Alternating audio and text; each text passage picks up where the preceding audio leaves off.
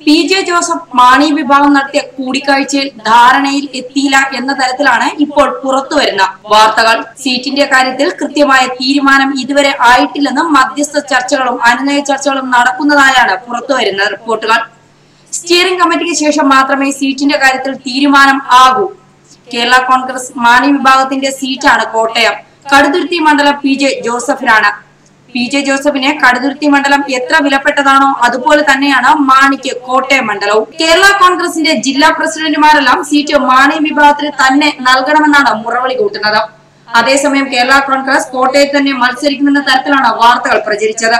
ഒരു സീറ്റ് മാത്രമെന്ന കോൺഗ്രസിന്റെ ആവശ്യം പാർട്ടി അംഗീകരിച്ചതായും പാർട്ടി ഒറ്റക്കെട്ടായി മുന്നോട്ടു പോകുമെന്നും തീരുമാനം സ്റ്റിയറിംഗ് കമ്മിറ്റിക്ക് ശേഷം മാത്രമേ തീരുമാനിക്കൂ എന്നാണ് പുറത്തുവന്നത്. മത്സരിക്കാൻ പി.ജെ. ജോസഫ് താല്പര്യം പ്രകടിപ്പിച്ചെന്നുള്ള വാർത്തകളും പ്രചരിച്ചതിന് പിന്നാലെയാണ് സീറ്റിന്റെ കാര്യത്തിൽ കൃത്യമായ ധാരണ എത്തിയിട്ടില്ല എന്ന തരത്തിൽ വാർത്തകൾ വരുന്നത്. മത്സരിക്കുമെന്ന ആവശ്യം ഉന്നയിച്ച പി.ജെ. ജോസഫ് ഒത്തുതീർപ്പിന് തയ്യാറായതെന്നാണ് സൂചന.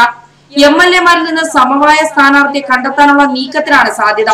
പാർട്ടി നേതാക്കളുമായി ആലോചിച്ച് തീരുമാനിക്കുമെന്ന് മാണി വിഭാഗം വിശദമാക്കി. പി.ജെ. Joseph K M. മാണിയെ നേരിൽ കണ്ട് ചർച്ച നടത്തിയിരുന്നു. ഈ ചർച്ചയിലും കൃത്യമായ ധാരണയിൽ എത്തിയിട്ടില്ല എന്നത് തന്നെയാണ് ഈ മണിക്കൂറിൽ പുറത്തുവരുന്ന പ്രധാനപ്പെട്ട വാർത്തയും. തുടർന്ന് പാർലമെന്ററി പാർട്ടി യോഗം ചേർന്ന് പാർട്ടി ഒറ്റക്കെട്ടായി സ്ഥാനാർത്ഥിയെ തീരുമാനിക്കുമെന്ന് മോൻ ജോസഫ് എം.എൽ.എ വ്യക്തമാക്കിയിരുന്നു. പാർലമെന്ററി പാർട്ടി യോഗത്തിൽ സ്ഥാനാർത്ഥിത്വം സംബന്ധിച്ച് പ്രാഥമിക ചർച്ചകളും നടന്നു. ജോസഫിന് സീറ്റ് നൽകിക്കൊണ്ടുള്ള പ്രശ്നപരിഹാര ഫോർമുല സ്റ്റിയറിംഗ് കമ്മിറ്റിയിൽ ചർച്ച ചെയ്യുമെന്നാണ് വിവരം. എന്തായാലും തിരഞ്ഞെടുപ്പ് പ്രഖ്യാപിക്കാൻ മണിക്കൂറുകൾ മാത്രം ബാക്കി നിൽക്കെ പി.ജെ. ജോസഫിന്റെ മാണി വിഭാഗത്തിന്റെയും സീറ്റ് തർക്കം ഇപ്പോഴും തുടരുകയാണ്.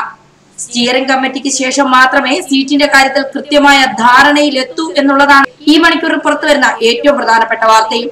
ന്യൂസ് ഡെസ്ക് മലയാളി വാർത്ത.